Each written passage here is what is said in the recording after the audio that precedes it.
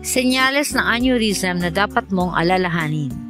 Nangyayari ang aneurysm kapag ang bahagi ng isang artery ay humina at nagsimulang lumobo.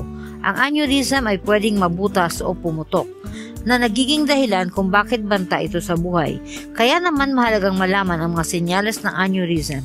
Kung mas maaga itong malapatan ng treatment, mas maganda ang kalalabasan. Mga maagang senyales ng aneurysm. Biglaang matinding pananakit ng ulo.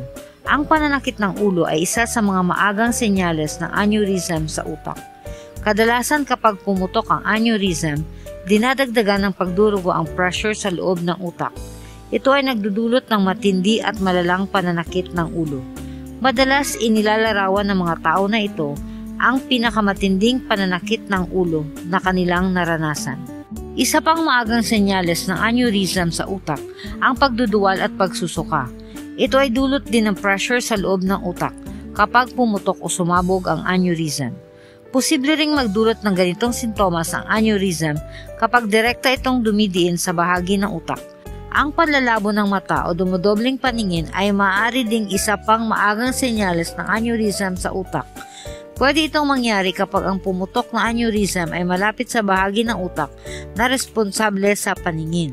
Kapag pumutok ang aneurysm, kadalasang nakararanas ng pagkahilo kasabay ng pagduduwal at pagsusuka.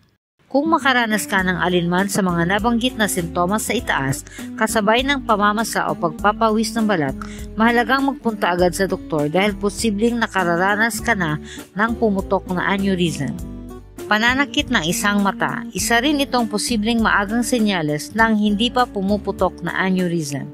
Isa sa seryosong senyales ng aneurysm sa utak, ang pamamanhid ng isang bahagi ng mukha.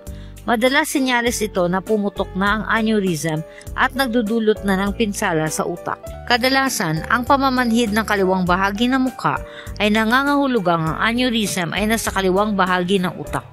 Kapag naman namamanhid ang kanang bahagi ng mukha, ang aneurysm ay nasa kanang bahagi ng utak. Kapag mukha ang apektado, nangyayari ang aneurysm sa parehong bahagi ng utak. Kabaliktaran ang nangyayari kapag ito ay nasa braso at binti. Senyales ng aneurysm sa utak ang pagkalito.